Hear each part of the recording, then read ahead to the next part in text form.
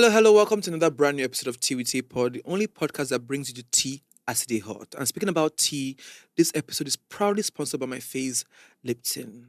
Now, today my guest is a content creator slash coach. Like, if you are a content creator and you ever was looking for inspiration, or if you ever were looking for inspiration, he's your guy. He's a content creator, entrepreneur, a teacher, and an overall coach in all ramifications of life. My guest today is Salem King. Please put your hands together for my guest. Even the intro, they must me. They must me too. I see me talking about this is somebody That's else. how they do my guests too. May I gas them up before they're ready? Nice one. How are you, my brother? It's so good to have you. I'm very well. Every time I Thank you for see you, I'm having just me. like, this boy too know, too sappy. You know, I think I'm smart, but you just give me a run for my money. Please put your hands together for my guest again. How are you feeling today? I'm feeling all right. It's an afternoon in Lagos, as all right as a Lagosian can be. I'm good. So you're a full-fledged Lagosian now. Unfortunately, It must be tough. Okay, so let's get into it, right?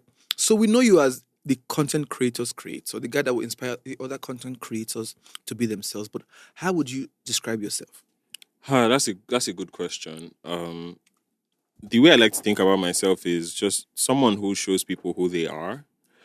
That's what I'm always trying to do. When I first started making content, I didn't know what I wanted to do. I didn't even know it was content. I just knew that I had ideas, I had stuff I'd learned and I wanted to share with other people. I wanted to teach, but I didn't want to present my ideas the way most people would.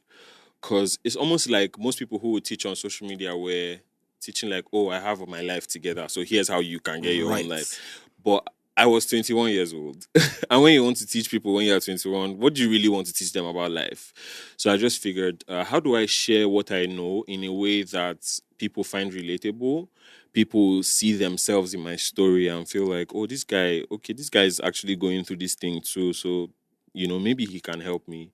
And yeah, that's just how I started. I just wanted to show people who they are, in the process of finding out who I am myself. Yeah. That's so amazing because at 21, you were already on that wavelength where you actually wanted to teach people and, just inspire people. It shows that you're very self-aware, right? Yeah. And I'm wondering what your childhood was like, what your influences were like for you to be this person by 21. Please tell me about it. You say 21, but I was that person when I was a teenager. I can imagine that you were even the same person at 12. Yeah, probably. And I owe it largely to my parents. Right. My dad just always had a lot of books at home, like hundreds of books. Now that I've moved out of the house, my dad has so many books that they've turned my wardrobe into an extension of his library because he just keeps buying books. No, not a professor. He was a pastor and also a salesman. So the way I grew up was with my dad being a professional. He's a pharmacist, but he also transitioned into sales, and worked for a lot of multinationals. Right. And he was also a very devout Christian. So he was a pastor, he was a part-time minister. And then at some point he left the corporate world entirely, became a full-time minister, then went back to the corporate world again. So that's the person that I was, that's the life that I was exposed to. Mm-hmm. My parents, I watched my parents sort of live out their walk with God. So it wasn't just this family where, we're Christians, so you have to be Christian. Right. It was one where they encouraged us to ask questions. My dad liked it when you came to him and asked him something like, who created God, stuff like that. Like he loved What would his answer be then? I have no idea. I'm still asking that question. The good thing about it is he would, if he didn't know, he could say, oh, I don't know, I'm going to do some research and I'll get back to you on that. Mm-hmm. So that's the person I grew up around. That's the knowledge I was exposed to as a child. Mm-hmm. So when you were bored, my dad would be like, oh, there's a shelf full of books, go and read. And I would read and I didn't understand it. But by the time I was going to uni, I'd read a bunch of John Maxwell. I'd read Miles Monroe. I did not understand those books, but they were in my head, right? So when I did need the knowledge, it was there. It came from somewhere. And just that general atmosphere of being able to ask questions was something that helped me so much because I don't feel like that's encouraged in Nigerian schools. Yes. You just study to pass. But at home, we could ask questions. In morning devotion, after reading everything, we would then have time to ask questions and be like, oh, why is this like this? And ask those questions in my own devotion. So that's the childhood I had. I went to university quite early. I had just turned 15 when I went to university. Went to a private uni for 4 years. Went What to uni was that? Madonna University. Okay. So I went to Madonna University, and after Madonna University, I did my NYSC in Osun State, stayed there the whole year. And after that, I got a job in real estate. But I always knew I wanted to be a teacher. I didn't know exactly how it was going to happen. Right. I thought I might become like a motivational speaker, like a Fela Durute or something. But while I was waiting for that to happen, because when you're 21 and you want to teach, where you go see people gather people to say you want to teach them. I know how Nigerians can be saying, "What is this?" But you want to teach us for 21 years. Yeah, but social media was just like the low hanging fruit way to just put my ideas out. But I want to know what you were like in secondary school because of your background at home, where your father had all the books, people were properly educated at home. Yeah. How did that translate in school? Like, who did you become in school? Those kids that had a different upbringing from their home, their fathers were, much more educated. Yeah. They were different in class. Yeah. To be honest, the schools I went to, there were a lot of kids like me. I was not special. Oh, right. Yeah. Right. My parents were not like super rich, but they were very intentional about where they made us go to school. I went to school with a lot of really rich kids. Like people will be saying on visiting day, you see what they brought for them, and I'm just like, are we poor? Now, Abuja, you did, now. Bro. So it was. I actually went to school in Kaduna, but even my school in Kaduna, there were a lot of people that came from Abuja to our boarding school. So I wasn't really special in school. But the thing that did stand out is I went to school really early. When I went to boarding school for the first time, I was 12 years old. Every other person in my class was like 14, 15. So I was really small. And my first term in boarding school, I was just a child. I didn't know that there were rules around, how to behave in boarding school and everything. But after like 1 or 2 terms, I sort of studied behavior in school and saw that, oh, okay, you get one person who go crack one joke, it'll be funny. And somebody else can crack the same joke and nobody will laugh. So I was like, what's the dynamic there? Like, why are some people cool and some people are not cool? At what age were you already understanding this dynamic? 12. So I was thinking, like, why are some people, why is it that some people have the attention of the girls even though they know fine, and then there's some people who are cute but like girls just think they're dead. So I was checking all those things, like, and I realized, oh, there's some politics at play. Of course I didn't know the word politics at that time, but I just knew that there was some elements to them. Exactly. So I started to clean up my act. So I started to like really clean up, make sure my uniforms were always ironed, I was always clean, and I stopped playing around. Like, how anybody who was young would play and run around. Because if you're a big boy and you play around, whatever you do becomes cool. But when you're small like me and you play, they go say, "Na small pikin, they worry on." So you didn't want to be the small pikin? I didn't want to be the small pikin. Why? I decided I was not. I needed to be respected. I needed reps, bro. So I cleaned up my act. I realized that, okay, when a certain person who has reps is your friend, you have more reps. You associated? I began to associate and all that, which worked out well for me. I got a girlfriend. When you have a girlfriend, you have more reps because it means you're able to convince somebody to, So I did all of that. Stressful. But it wasn't until I was graduating from uni that I realized that I didn't really allow myself play. So like there was a whole period of my life that passed me by. I was a teenager and I was in university, right? Like I didn't have a normal teenage life where I didn't do anything fun. It was But I got into school uni at 15 though. Like it was, but I think, did I play? I played small. I had a... Are you serious? Well, I was working mostly, but I was also playing because my work was mostly like modeling. So we're always at events. Yeah. I played a bit, but I was always very focused. Yeah. And that thing where as a child, we now focus on work and being seen as serious can rub off of that childhood playfulness that Yeah. probably need. And when we're not in adulthood, now become agbayas trying to. Exactly. That's me now. See, I do wear t-shirts everywhere. Like, I'm No, not but you're overdoing still, it. you know, you're No, still a for smallie now. exactly. So, but that period, I wanted to be a small leader that was respected. Right. It also influenced how I learned to speak, how I learned to express myself. But why was You that know, important to you? that's a good Beyond the question. respect, right? Why was, even post secondary school, you still wanted to be respected and be seen Yeah. a certain way? Why was that so important to you? I guess it's because I didn't really have anything else going for me Yeah. except my brain. Mm. So I didn't play sports. Mhm. I didn't well, I used to sing, but that wasn't. I didn't play sports. I was not super book smart. So this was the thing that was going to be it for me, like just being able to understand things beyond the surface, right? So one of the things I used to do when I was in boarding school is, so somebody could pick a fight with me and be beating me, right? And be saying stuff, and I would be correcting their English. Because that's what I had. Because one of those kids. I was one of those kids, because like you're hitting me, but you can't even speak correct English. You know, like that's what that's what I had. That's all I had. Exactly. So I think I just really doubled down on just seeing my mind as my most valuable resource and just continuing to build on that. Yeah. Do you know kids like that, especially when I was younger, it was, did it bother on insecurity a bit? Because, you know, there's some kids who, they're not book smarts, but they're so good looking, all the girls want them. Yeah. There are some who, they are nerdy, they don't wear big bottle glasses from from age 5 or 6. Yeah. But you cannot beat them in terms of like, Yeah. so they would always associate with the kids that's, Uh-huh. and I felt like, you know, growing up, I just realized how insecure some of us were. That's why we did the things that we did. At the time, we didn't know it was Yes. insecurity, though. Yeah. You know, I just felt You like wanted to be cool. I just wanted to be cool. Right. I just felt like there's these gaps, I need to fill them. What do I need to do to fill these gaps?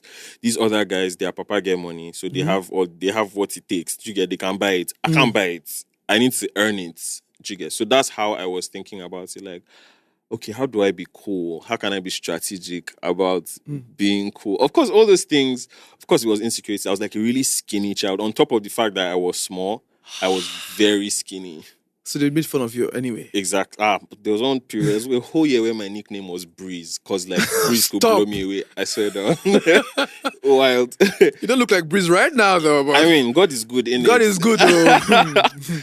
But yeah, so there was some insecurity like Yeah. in the mix somewhere there, you know, me just feeling like I wasn't really enough and trying to feel like I was enough and trying to get the external validation of Salem, you are enough. Yeah. So, I mean, nobody came to say you are enough, but when somebody was not ashamed to sit with you in class, then you knew that, okay, I've achieved this status. I feel like the depth brought you more friends. That depth that you had brought you more friends. Exactly. But I mean, at what cost? But when did that insecurity change? When did that position change? Bold of you to assume it has changed. So good. I'm just saying, like, I mean, even till now. Because we're still, like, even as adults, I'm still insecure about the things I was probably insecure in secondary school. Exactly. I just have the words for it now. I just am able to articulate it in therapy now. You know, Right. I'm able to process it. I'm able to talk to God about it. You know, I'm able to speak to people that I look up to about these things. Like, why do I act the way I do? You know, why is this more important to me than that? Yes. I think now I'm realizing that there are ways in which I still want to be a rebel, right? And I'm still stubborn about those things. For example, all my content is in black and white, right?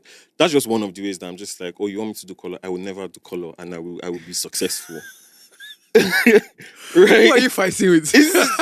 I just try to prove a point I to know somebody who's not even listening. But it's just like mostly to myself. But also, yeah, there's a sense in which I've always felt like I need to be rebellious in order to just feel like I'm not like going with everybody. Because I never want to feel like, oh, everybody's going this way, that's why I'm going this way. Even if I'm going along with everybody, I need to know that there is a reason why I'm going with everybody, not just the fact that that's where the majority of people are going. So it's not exactly a commitment to self. It is more, I would be divergent. Exactly. It's fun. It's fun, Abby. Yes. I will try it. And so tell me about social media, because I think we almost started around the same time. No, you were on the work since you be 17. No, I'm social media. You show me that one. Social media. I mean, social media. No, Go. we not start at the same But time. when did you start doing social media? Like 2018. That's when I loosely, started. But okay. I started because I remember around the time I knew the black and white videos from. Yeah. I don't know. You stand somewhere by your window. Yeah. Against your the I backdrop was your room. I was You in my understand? parents' house at the time. And you know, it was start like this. You go turn, the camera go turn, and I was like, who be this new boy? We don't come Instagram again. Talku. But you made so much sense at that age. And you know, when I met you in Abuja, and I just looked at you, that's the first time I realized that you were actually really young. The black and white, the cover, the youth. You understand? That's the whole point. And I'm just like, where is all this knowledge coming from? And obviously, you wanted to be a teacher, but why did you use social media eventually? Mm-hmm. Like I said earlier, like it was just the lowest hanging fruit. Yeah. Like I was already on Instagram. I was already using Instagram every day. So when I felt like, oh, I have something I'm learning and I want to share with somebody. Even till now, I'm still that guy. Like whenever I learn something, I want to teach somebody. Like my friends, ask them, like I want to share this with somebody. Like, oh, have you thought about this perspective? But of course, that gets old with friends because like, we just want to chill, man. Like, Wait, come back. I think some of your friends who just think that you're too much. Please let's just chill and watch film. Yes. My closest friend, like my oldest friend, we're having a conversation like 2 days ago. He's like, bro, I can't even watch your videos. You're so corny. And this is like my closest friend in the whole world. So how do you maintain that balance? Yeah, it's fine. I mean, it's my work. I don't expect. My friends are not the target audience. Right. My family is not the target audience, and I don't hold that against them. It's okay. They have lives that don't intersect with that part of my life, and it's okay. But there are people who need what I have to offer, and I'm committed to serving those people while also servicing my friendships in other ways. So yeah. So back to your question about how I started using social media. I was just putting, videos. I used to post only on my stories, where it would disappear after 24 hours. Because like I had a whole life. I was working a corporate job, So post NYC. Yes. Right. NYC. Sales and marketing job, suit and tie, everything. I didn't want to I didn't want to make that creative side to overshadow, the actual work, the image I had. Yeah, so I was afraid. But then one day in December of 2018, I just decided, you know what, when I come back in January, I'm going to make a video every day for 30 days. That decision, I have no idea where the inspiration came from for that. Well, I do know. But like at the time, I didn't know that was a strategy for social media growth. Yeah. I just knew that, I can do this thing. I want to push myself. That's all it was. I had 1,500 followers at the time, when I started. And in my mind, like in my small mind, I'm just like, in these 30 days, if I can just go from 1,500 to 2K, I don't blow. So you were going to drop 30 videos to earn 500 followers? Not even to earn. I just thought I'm going to do 30 videos. And if in the process I add 500 followers, that would be great. But I just wanted to put you obviously out. made more than that. Yes. So my following went from 1,500 to 5,000 in that. And mind you, at this time, Instagram Reels no day. So it's not you didn't go viral. There was no viral. So if they say I'm the same. Exactly. It was that time when people reach 10K, they celebrate. See, I get 10K. I did a whole dance. Exactly. It's not like now that it's different. Times are different. So it was really crazy to me. I'm like, whoa, okay, people like this stuff because that was just stuff that I was enjoying. I was not trying to build anything. It's like, oh, people really like this stuff. Okay, there's more where that came from because all the videos, most of the videos I made in that 30-day period, it was nothing new. It was stuff that had been in my notes for years before then. So, because I do a lot of notes as well. Like, Tea With Tay is written on notes. So you just sit down and an idea comes to your head and you're like, okay, this makes sense. And you take out time to actually, like, you're almost like a wordsmith. So you keep fixing it until it tells a story. Is that what you do? No, not necessarily. So I just always type stuff. Like whenever something is on my mind, I'll type it in my notes app. Right. And just leave it. If something else comes, I'll type it and just leave it. No matter where I am, whether I'm in church, in the middle of a conversation, movie, song, no matter what I'm doing, I stop and I type it. when later on, when I need something that connects to that idea, I'll just search for it and then I can make it connect. And that's something, this is stuff I've been doing since I was 18, digitally. Before then, I was doing it like, on journals and stuff like that. But I've been doing this digitally since 18. So I have notes on my phone, like from as far back as when I was a teenager. So that 30-day period, almost all the videos I made was based on stuff I had written in my notes to myself a long time ago that I did not know I was ever going to share with anybody. So when I saw that people liked it, I'm just like, okay, I can't actually keep doing this. And I just kept making And you videos. like the attention that came from it? Yeah, I mean, I'm a human being now. But we have to be honest about, as content creators, I feel like when I first started doing content, right, I couldn't believe that people actually liked the natural me in my natural element, because I was funny to the rest of my friends. I didn't know that I was even that funny. So when I started posting videos, they would be laughing up. I remember my first video at the office. Davido had given Choma a car. Yeah. And I was on like 4,000 followers. I was already a model, I was popular, but it was like within the fashion space, right? Yeah. So I'd come out, I did a video, had 100 comments, they were laughing. I said, what's so funny here that people are laughing?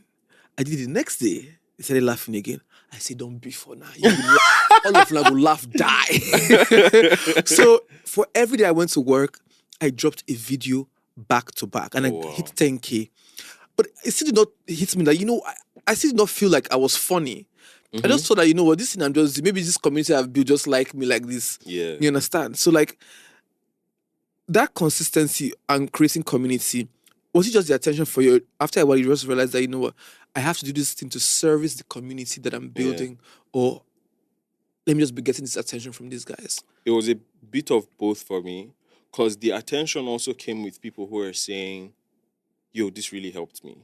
Yes. So when I would hear people say this helped me, I'm like, when people in the comments were like, oh my God, I needed this, I'll be honest with you, my initial reaction was, you didn't know this thing. How old are you? You people did not know all these things. I really thought it was basic knowledge. I promise you. Right. Because of where I was coming from, yeah. What I was exposed to. I thought everybody knew these things.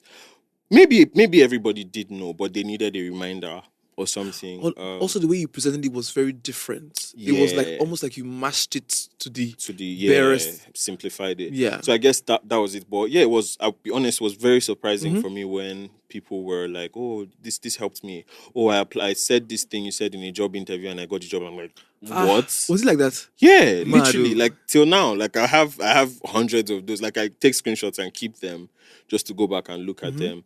But yeah, that was shocking for me.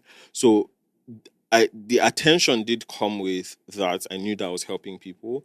But I'll be honest with you, if I knew that me making videos would make my life a public one, I probably would have stopped. Really? I probably would have stopped. Are you that much of an introvert? Yes, I am. Like when you know how like you go to shop or something and then somebody sees you and you can just tell this person don't recognize you. Yes, don't they clock you? They are coming to say hi. I never have worse, and that's when I have the worst anxiety in my life. So it's now that I'm beginning to get the anxiety. At the beginning, I love the attention. I say, come here, don't set ready for you. Nah, but after a while, I became so anxious. But at the beginning, I really liked it because I always knew I was talented, right? But I don't think that where I was coming from, it was just about my books and every other thing was extracurricular. Like I would be the guy that would choreograph the entire end of year party dance. I would sing, I would act, But when I appreciated it, was just a thing that Taymesan would do. Yeah. So when I started seeing people that they were gagging to this is what they do for worry, nobody raised me. So I was excited, but after a while I just realized that I became too conscious because everybody that wanted to be a part of it, and I'm like, oh no. But at the beginning, I think that I really liked the attention. Yeah. But what changed for you now? Because you could have stopped at some point, but you didn't. Yeah. Money. Let's talk about money. Yeah, I started getting But before paid. before we talk about money, I want to know what your first viral, where you knew that, you know what, I am now a social media sensation. Tell me about that first viral video. I love that question. I love that question because I never had that, right? I never had that. I never had that. See, I only had that once. Exactly. And I think that Gonya was so excited that I was about to stop, and it never came So you again. just get. I always So look that at was that your moment. sign. That was so let me tell you what really stressed me out. I still think that my biggest video till today is Spin Me, which is a video that I don't really like. Which is a video that, so I admit it, I read Year of Yes. What's her name? Shonda Rhimes. Shonda Rhimes.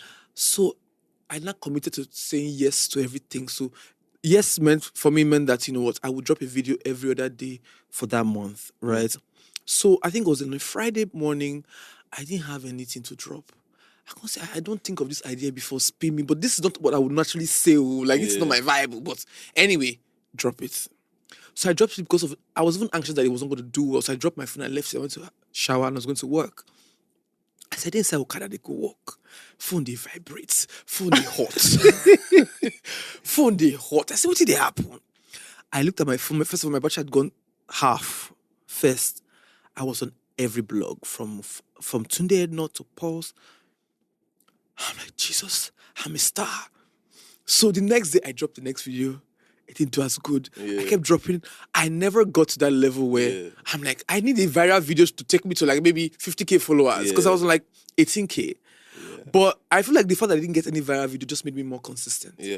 Because I think that if I got in a viral video multiple times, I would have. You relax. Yeah. But yeah, I never had that. And I mean, every now and then I tell people, like with my content, I always say, don't wait till you blow before you start to do what you feel like you need to do. And when you make content and when you show up, don't do it because you're chasing another viral hit. Do it because you're showing up, because you understand the importance of the work you do and what you contribute to the world. But that's a very sound place to be mentally as a creator. It is. Because for some of us, beyond the money or whatever, it's the applause that, I put in so much work in this video and I'm getting this much validation. And also when you see other people getting a lot of validation for the same thing that you're doing, I want to say, I've been on my own sweet. Like I happened to this dinner. So the reason why this is so important is because statistically, not be everybody go blow like suddenly. I hate it. Statistically. I hate it. And even statistically, most of the people who blow go on blow. Yes, cannot sustain it. Exactly. Yeah. So it's very difficult to sustain. So I strongly believe in building something that will last, and that requires a lot of time. Let me give you, I don't know if you've ever heard this story, I can't remember the source, of like a lecturer giving two groups of students, like it was a photography class, and he gave one group, there was two groups. So he said one group, their assignment was to try to create the perfect photograph. That was their assignment. Like, this is what I'll grade you on, create the perfect photograph. And then the second group, their assignment was create as many photographs as possible.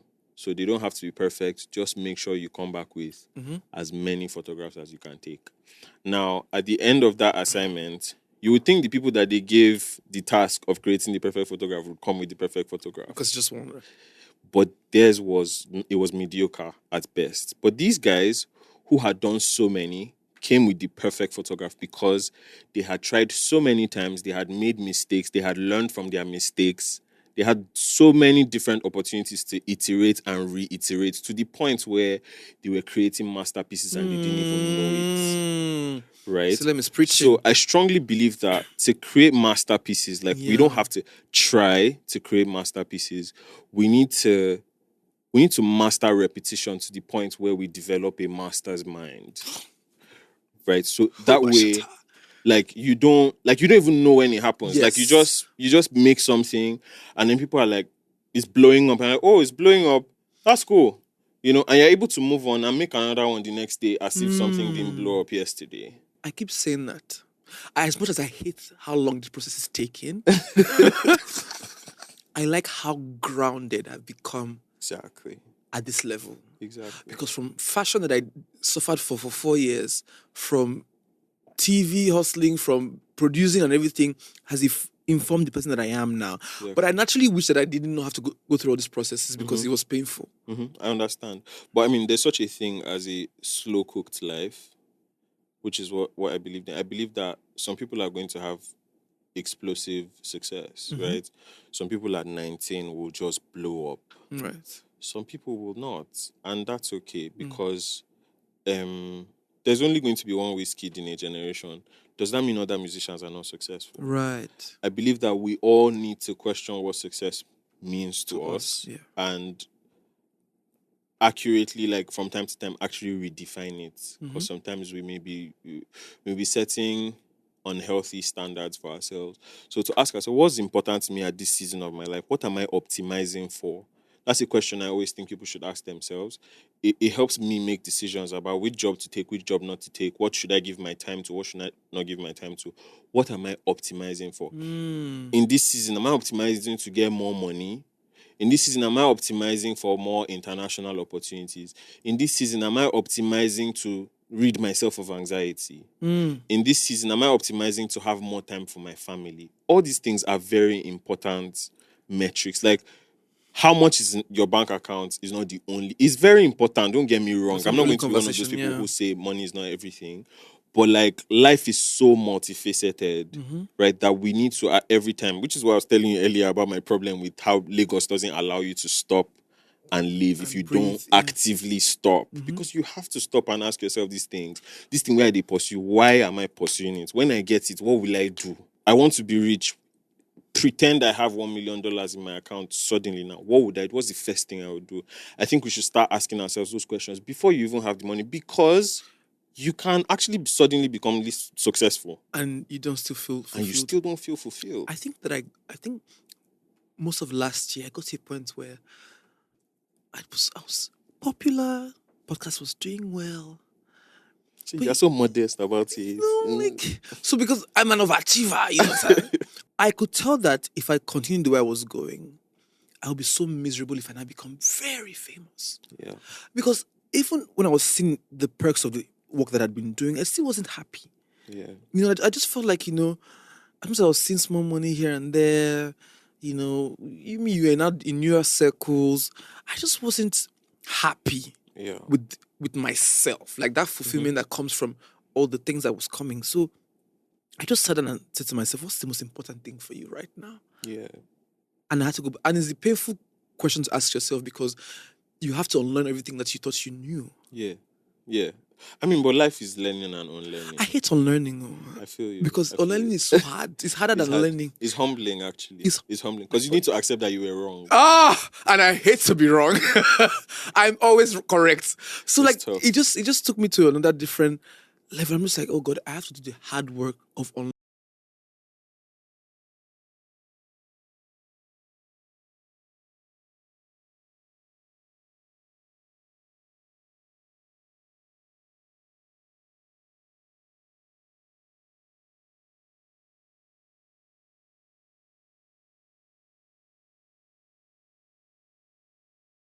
Those are very, very important questions. And one of the things that adulthood sort of teaches us, whether you're ready to learn it or not, is that life is nuanced. Like life is not one way. Yeah.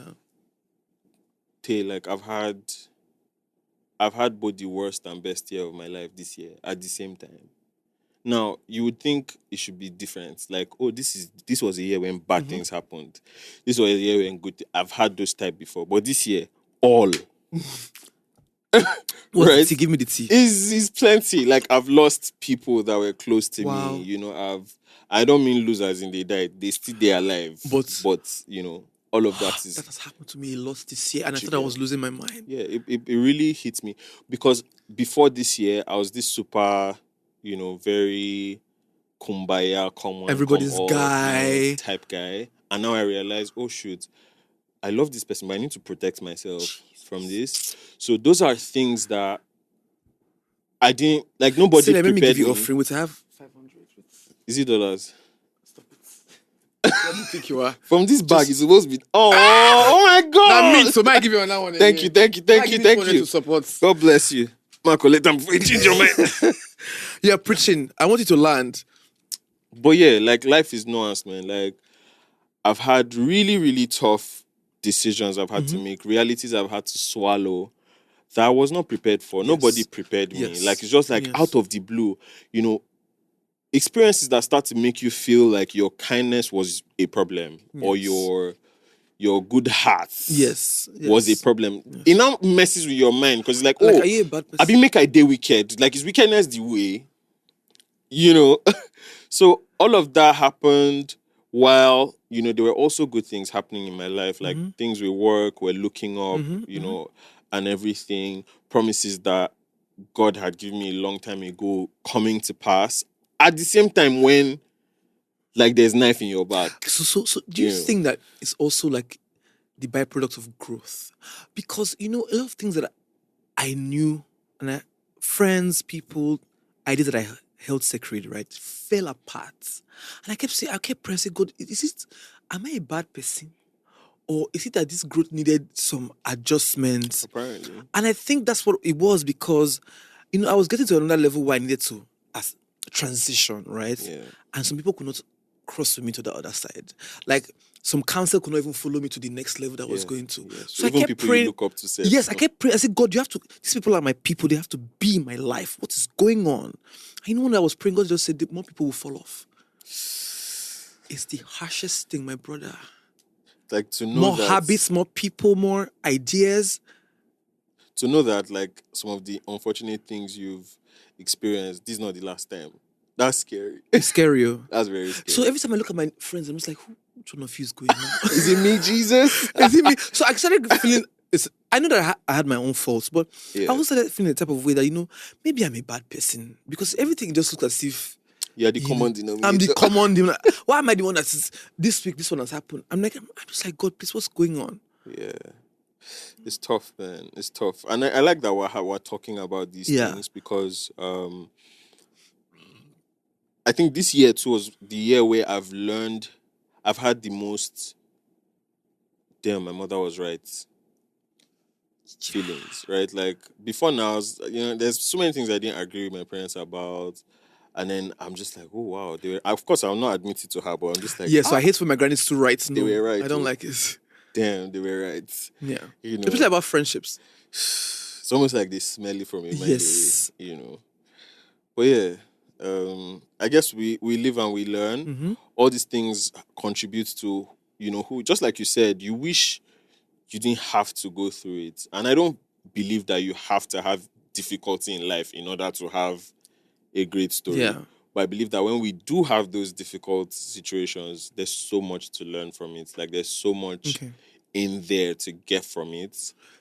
Why you are going through it? They So nice shot. that's what I say, God, It's they do afterwards. this thing they pay me. So, I've been reading Crushing recently, TD Jakes, right? Yeah. And it's basically the principle of the grapes. The grapes, as grapes, are beautiful, they are fruits, right? But for them to get to their final form where they're now wine, they have to go through a crushing. But obviously the grapes would not like a crushing because you have to step on it, it has to go through process, right? Yeah. And I think that's the book explains the season I was in. I'm like, God, I've prayed for growth, but I didn't know it was going to come with this much pain. Yeah. And as with everything in life, from giving birth to new levels, it comes with a bit of pain and stretching. Yeah. But the stretching is what people don't communicate enough. That for you to ascend, for you to get to the next level, you need to be stretched. And that stretching, then they keep people. Yeah. That stretching almost made me lose my mind. Yeah. Like when we joke and say problem when they finish, what it really means, like in reality, the reality of it playing out is the alleviation of one problem introduces a new one. Yes. Right? Like if before your problem was you did not have money, when you now have money, you still have money problems. But it's like, oh, what do I do with this money? Oh, now black tax. Who no get money, no they worry about black tax. My brother. You get so now when you don't get money, they worry, say, family people one thing, it's the same way, like if I want a child, I don't have a child. Now you have a child, you have an extra human being that you are responsible for. So that's just how life is. And I think that's something we don't accept enough. We believe that there are some events that can happen and just take away all your problems. But that's not how life is. A succession of problems. So one of the things I'm constantly optimizing for is to constantly improve the quality of my problems. Please Right? break that down for a layman. Because you cannot remove problems from your life. Right. So I want to always be at a point where I'm thinking, this problem that I have, is it a good problem? 3 years ago, would I have had this problem? I wouldn't have. The reason why I have it now, is it because I've grown? Yes. Perfect. There's a way. Let's get back to content creation and the money part, right? Yes, sir. Because I don't want to forget that, right? Yeah, let's go. So, and before I ask that question, were you certain that at some point this thing was going to make you money? I wasn't certain. Was that the reason for the consistency, or you just wanted to do it? And when money entered, it became even more. So, after I had started content creation, I didn't know that I was going to make money. I didn't know I was going to make a career out of it or anything. I still kept my job safe because I didn't see it as a full-time thing. When I started to make money, of course, it came in trickles. But I now went to my archives and realized that one day in 2018, I wrote it and posted that I'm going to make money on this app. I had no recollection of it. I did not remember writing it down. So wait, the timeline between 2018 and you making your first money? Over a year. Right.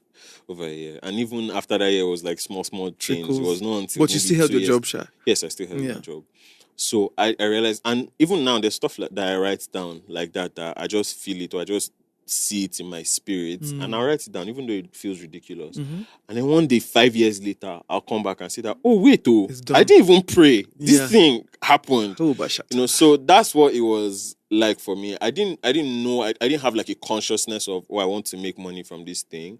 But I got to a point where just my interaction with the people who appreciated my work made me realize that I had value. And I started to see that value can be translated into money. And then I started to think, this thing can actually be my full-time job. People were asking me to do classes, like teach me, how do you make your content? How do you communicate so clearly? How are you able to say so much within such a short time? How do you edit your videos? And I used to respond to people's DMs. Like literally back then, you asked me, how do you do? I would do screen recording, send you DM. For free. For free. You'd be a nice guy. Because I didn't think... I wish I met you then. But people were like, oh, do a class, will pay. Me, I was afraid. So I did free class. First of all, because I wanted to... showed up? Like 20-something. Because I wanted to validate my idea, and see that, okay. But I did like a WhatsApp thing. I put the link on my story. The group, I wanted only 25 people. It was full in like 30 minutes. But it was a free class. Because in my mind, I'm like, free class. So at least if you don't go well, nobody go talk, say, where my money? You could just be saying we wasted each other's time. But I saw the results people got from me teaching. And that was like my first experience with, doing something that I wanted to charge money for. So I saw the results. People had different kinds of creators, travel content creators, makeup, different people could apply the ideas I taught and have results. So I just like, next one, 5K. So I did a class for 5K. This is 2019, July, August 2019. I did a class, it was 5K. I wanted 50 people. I did 50 people. I put it up on my story. 50 people in 24 hours, 50 people had signed up. But there were more people saying they still want to join, Me, I'm like, I've not done class before. I can only do 50. So I said, I'll do another group. I'll teach you people the week after. He said, no problem. So another 50 signed up again. So in that 2-day period, This was an online class, right? Yeah, online. I didn't meet any of them. So in that 2-day period, I made 500, which was the most money I had ever made at the same time in my whole life. In 2 days. So that was the time I'm like, I don't need to be doing this job. That's when I started to see this thing as, okay, if while I have a job, I'm doing this and I'm making this more, what if I was giving this all my attention? Yes. What if I was finding different ways to make money from this? So that's a couple months later, I left my job, became a full-time content creator. It's been So the money came from classes first, not influencing? The money that came from influence was peanuts. And at that time, brands would reach out to me and be like, oh, we want you to do a colored video. I'm like, I don't want to do color videos. You did that? Yeah. This boy, you get mind. Oh, wait, they will offer you money and you say no. Yeah, I'm just like, I don't want to. I know I was stubborn with my brand, but That's really stubborn. The reason why I used to tell them that if I do this thing in color, it will be obvious that it's paid. Right. If I want to promote your brand, I need to do it in the way that I normally Most speak to organic my way, community. Now, brands are aligned. Do you get? They now see. But at the time, it was very difficult to convince anybody. It was like, true. who be this boy with True. beg, so they'll just move me one side. But over time, we've made the mark. So let's talk about community, because community is so important to you, and I understand community as well because I've grown with some people from like 2018 up until now. But why is community so important to you? That's a great question. Because you've also carefully gathered them over time. Yeah. And it feels like you are servicing them. I'm part of that. What's your group thing on Instagram? I just differences as they come. I'm like this community now. I might just see the shot. Oh my gosh. So when I first started making content, I used to respond to every single comment. Me too before. Right. So if there were 500 comments on my post, 250 was me. And the reason why I used to do it was because I was just so grateful that people would take 60 seconds out of their day to watch my stuff. Yes. And I was just like, wow. So that's why I used to respond.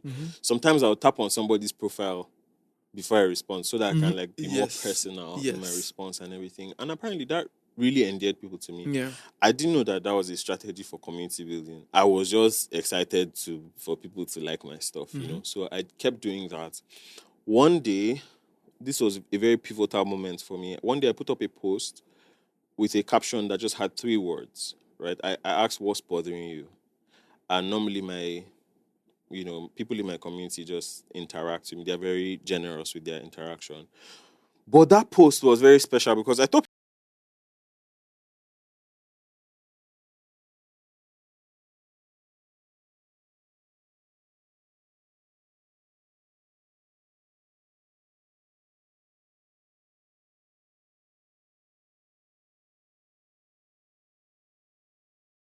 express themselves, then I'll delete this post because I wanted to respond, but this one passed my power. It was overwhelming, yeah. But I came back to the post like an hour later and something very interesting had started to happen. People were responding to each other.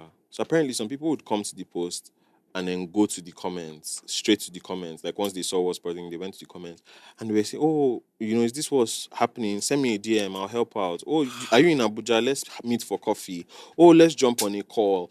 And some people were like actually giving solutions in the comment section there. And what hits me in that moment that is still something I'm carrying every single day is that even though this community had formed around me, it was not about me, right? I'm just a catalyst. Like my job is to create those safe spaces where people can service each other, So that's something I'm committed to, which is why I always have, community hangouts, live events, classes, which is why I treat my channel the way I do, because I just want people to really feel like, everyone who feels connected. like, oh yeah, follow out Salem, I'm follow out Salem. That sounded weird. But no, but that's the real style. That's the real stardom. Yeah, but for them to feel like, oh, this thing we have in common allows me to be able to do a lot for you. And that thing, you're the common denominator. They follow me. Exactly. So I just want to create more of those connections for as many people as I can. It's what led me to start researching more about community. I wrote an ebook about community because I'm like, oh, people need this. Community is a survival need. Yes, it's primal. Like, I'm like, but I can't reach all these people. So I'm like, how do I empower more people to create communities like this? Because human beings need it. But it's also hard to manage, though. It is. It is hard to manage. Because you have to service that community. You have to be present. Bro, it's my 9 to 5, right? Like when I wake up in the morning, I'm thinking, what am I doing for my community today? So that's my life.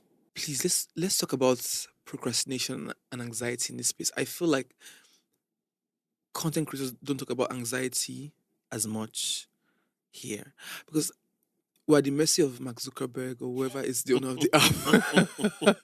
And sometimes it feels as you are only as good as your numbers. So I struggle with a lot of anxiety. I mean, we're posting now. Yeah. But it feels like you just come out and say, consistency is the key. Let's keep moving. Let's say the thing that they touch you. So I want to know, for you, what is it? you just go through Instagram without any anxiety? As I did now, you get some things where they procrastinate. Please be honest. Yes, now that's the tea. And 2 days ago, what's today? Some days ago, I put up an announcement for my course. Said it's available for pre-order. A friend of mine texted me and said, "You, how are you so confident?" Like, My brother. and I told her, Because when first, anytime I see your video, I say, God, this boy. As you talk the thing, I say, this people don't fear anything for this life. Because literally, sometimes to create, because no matter how much of a creator you've been, yeah, there's still that's so unnerving because sometimes you're at the mercy of the algorithm sometimes. Yeah. So I'm just like, God, this boy is the only one that this is not affecting. Because even my friends with a million and something followers are still going through that. Everybody. So I just want to say, first of all, it affects everybody. Right. So this my friend I'm talking about, like, is an influencer that's like in the US. She's bigger than me and everything. Mm-hmm. So I'm like, yo, they touch everybody, yo. Like, and then I told her, this video I put out today, I put it off for 3 weeks. Aha. I put it off for 3 weeks Okay, because I was scared. I can finally relate to you, so we're on the same side. Okay. Because I was scared that Mhm. what if I put this thing out and nobody Engage. signs up? Do you get? Because it wasn't, for me, like, it wasn't even just engagement. I'm like, I need people to pay for my class. So imagine 2 people pay. They will come the group, say, now only The two, two now people only 2 of us there. This person we I want know- learn from. I know how the brain works. Do you get? You have processed all the negative I've processed all outcomes. this. Like, so people will come pay, say, oh, now only 2 of them pay. And now this guy won't learn content creation from. So I don't already calculate, go far, say, Yeah. I can't do this. And I kept putting it off. Like, I'd already created the link. My assistant, they remind me every day. Salem, can we post the link today? Salem, can we? I just they ignore the guy. Because I was afraid. I'm like, how do I tell my same thing for me, so employee doesn't understand that that. I'm afraid? At the time I'm anxious. I'm like, please, can I breathe? Like, it was crazy. So I had to tell her all of that so she know that, see, don't be say I know they fear. Like, at some point, I'm just like, you know what?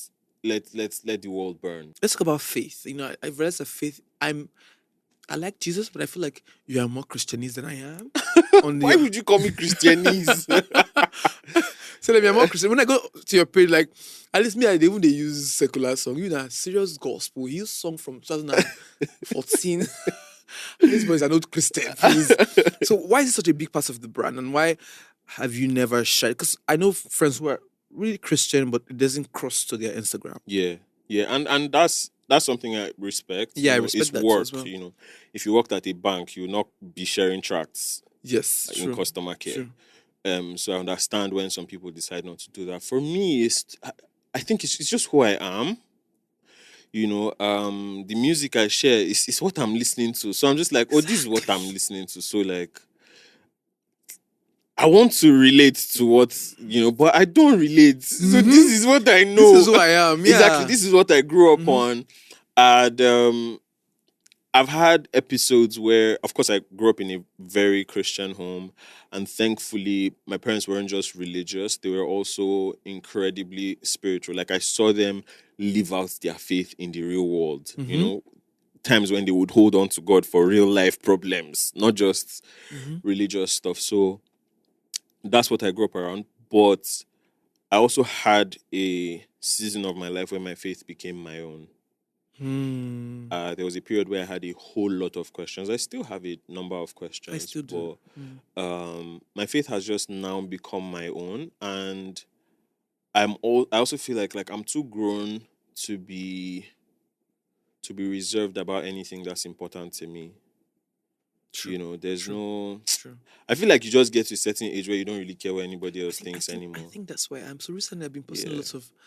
I can post 20 scriptures on my story. Exactly. Before I used to feel very weird about it because you know me, I still lifestyle. I see Yeah. there, you know, I see the town.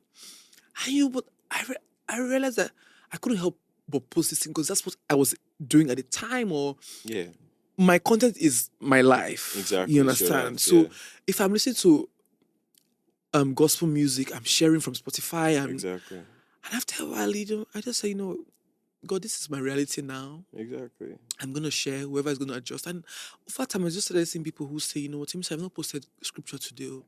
Because some people will never go to their Bible. But you see, that's when I post for my Yeah. stories. Yeah. That's what I'm going to come to. Yeah. So, I just, over time, just adjusted to, it being a part of the brand. Yeah. I'm not like an evangelist. I'm not trying to be a pastor or I'm nothing. not like, You know. I don't want that title. Exactly. But yes, every now and then, I'll tell you something that happened yesterday, but before then, every now and then, like when someone has questions about their faith, sometimes they'll come and ask me, and I like it. I don't put it out like, oh, if you have questions about your faith, come and ask me. But when people are like in a tight place, they feel comfortable enough to feel like, oh, I think Salem is going to have answers to this thing. And I'm always glad when they do that. And it's those posts I make that open the door. Do you get? Right. Yesterday, someone sent me a message. I said I was going to tell you. Someone sent me a message and said, I decided to come back to my journey with God, and I started going to church last week. And it was just based on how I saw you Engaging. talk about, your relationship. Because I'm like, I didn't really talk about it. But, there's little things. There's people that a pastor will never be able to reach. Oh, you're about to take me to this conversation. I was going to go there, but let's go. There's people that a pastor will never be able to reach, but a Salem Kinging will spark their curiosity. I'm telling my friends that in this season, God is going to raise influencers because the gospel of Christ will be spread anyway. So God will find ways to use it. If it's not on the pulpit, it's going to come on social media, pick his influencers. Exactly. And I was telling someone that if Vicky James, who is a slay queen, but doubles as a prayer warrior / singer / everything, is likely to get across to more women or more people than a pastor with a whole congregation and a pulpit. Because, and that's the same thing about influencers, right? There's some people who love you so much as Salem, and you influence their life so much that you influence every other thing. And faith might just be what God wanted to bring them in. But he wasn't a pastor because maybe all the message they've always heard is condemnation. But they're wondering, this is their favorite guy, Salem. How come this guy can like God like this? So, some people will only come to you because they want to know your God, because the kind of person that you are.